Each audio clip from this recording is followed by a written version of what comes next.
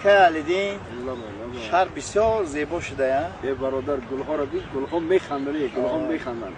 اینقدر آبادی شکر کردم نکن شکر نیکی همین روز برادرای عزیز در حقیقت استراحت کردیم برادر همین روز استراحت کردیم یکی جوانی را اکای جورا خان این جوانی را و دیگر وقت قفا نمیشه درست همین جوانی گفتی راست گپ همین دلم به جوش اومد شما برای اجازت میدید که من یک سورتون بخونم جوانی را یاد کنیم کاش که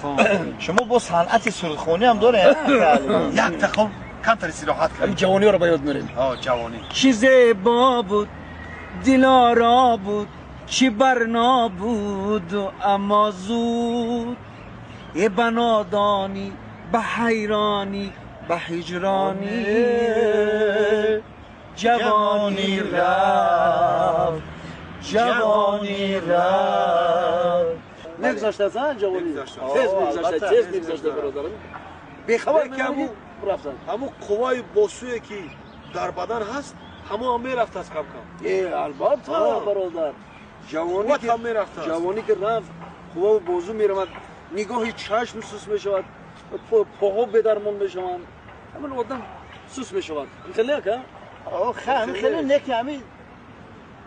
قوا و بازو میرفته من همین چکلی که در جوانی بودم حاضرم همون خیلی چکل شوخی میکنه یا ما رو سنجیدن میخوایی من باوری دارم که اگه جلو خود نخند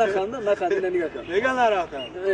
من باوری دارم که آدم که سن سالش گیره برابر سن سالش رفتن پاهاش به حرکت میشود نگاه کنیش سوس میشود خود درمانش سوس میشود حالا قوا و درمای من در همون جوانیم چکلی بودم حاضرم همون خیلی ای وای من نکی برادر چون وای من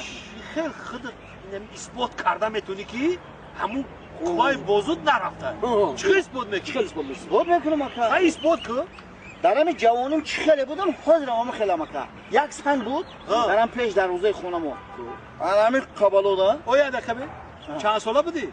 خیلی همین جوان بودیم موخی جوان بودی نه؟ این صنفی 5 6 7 8 9 10 دیگه دوام شد خیلی دوری جوانی بسنگم